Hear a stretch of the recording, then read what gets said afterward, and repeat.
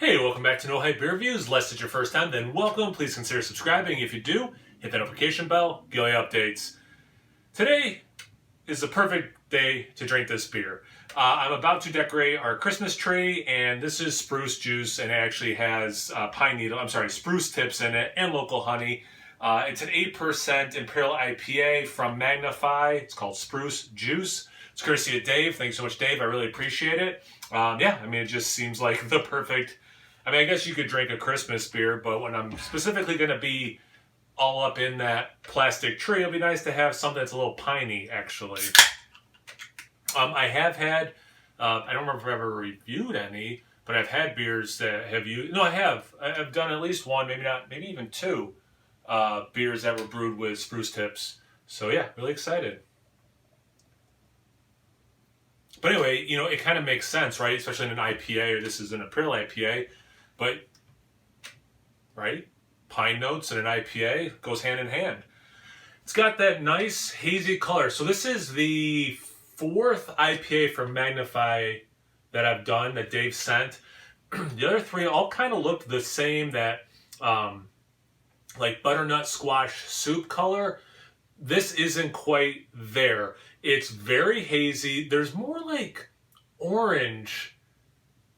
I know butternut squash soup is orange, but like it's a different orange, I guess maybe is the best way of saying it. About a finger and a half, off-white head.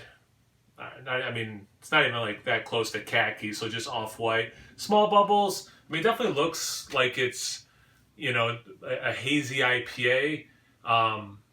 I'm curious with the honey and the spruce tips. I kind of thought the head would go down quickly, so it's interesting. Well, I guess not with the honey, because that probably just gets fermented. But I figured with the oils from the spruce tips, the head would have gone down more quickly. But anyway, let's get into the aroma.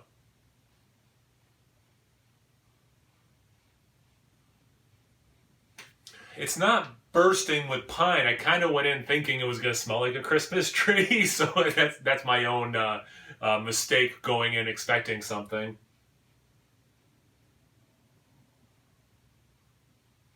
There's a soft sweetness. It's actually, speaking of bursting, it's not bursting with anything.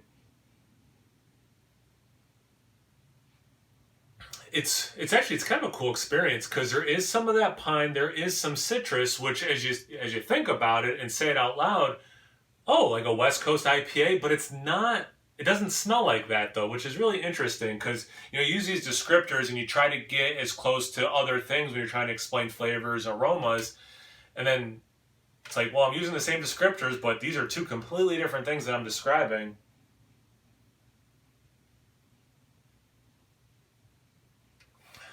I'm getting a little bit more of that pine. It's unique, though. It's not... I don't know, again, I guess I was just kind of thinking it was going to be like, the car, air fresh, what are those things are called? The pine tree looking ones. Anyway. Let's get into a taste. Cheers.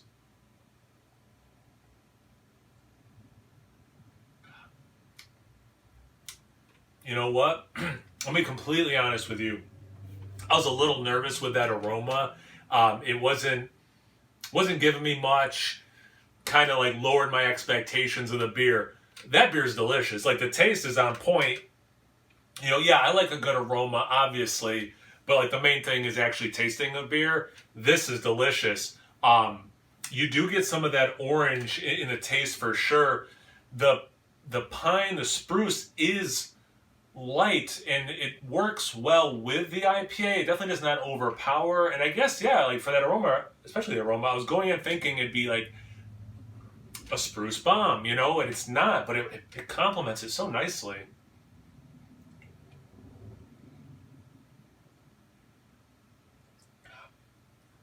Yeah, that citrus is definitely in the vein of juice and some zest. You get a little bit of this nice pineapple juice. Like if you buy orange juice and pineapple juice mixed, it's got some nice orange juice and pineapple juice that way.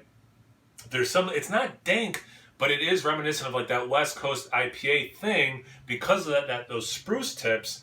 I'm not getting specific honey. I assume most of it just gets fermented. Maybe it does leave a residual taste of some kind, but I'm not necessarily picking up honey.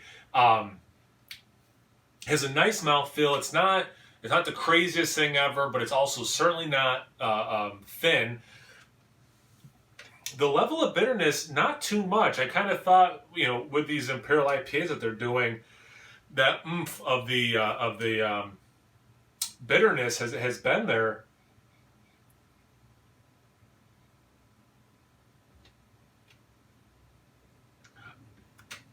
It's starting to compound a little bit, that pine. It's not full on pine sap or resin. That towards the finish and then this aftertaste too it's delightful. It's just it looks good. The smell is fine, but the taste, I mean, I would buy this for sure. Like, I think it's really good. And you know what? It's a great reminder. Yeah, you hear what's in a beer, you're going to go in expecting certain things, but like maybe don't, at least for me, like don't get too much in your own head and expect certain things, because like you might be disappointed. I mean, I guess you could be, pleasantly surprised, but then you kind of have to like rectify, like, okay, do I like it because it's different than what I was thinking, and this is different than what I was thinking, but this is delicious. Wow. And you know what? I'm realizing I haven't said a lot of different tasting notes, which might make it seem like it's not complex or it's lacking. It's not lacking in flavor. It has what it has going on, and those things are working very well in this beer. Yeah, I like this a lot. I'm really excited to finish it and put some decorations on that tree. Thanks again, Dave. I really appreciate it, man. Thank you guys for watching. I really appreciate that. Check me out on Instagram and Untapped. Snow Hype Beer Reviews at both those places. So always please like, comment, subscribe, and most importantly, imbibe. Cheers, everyone.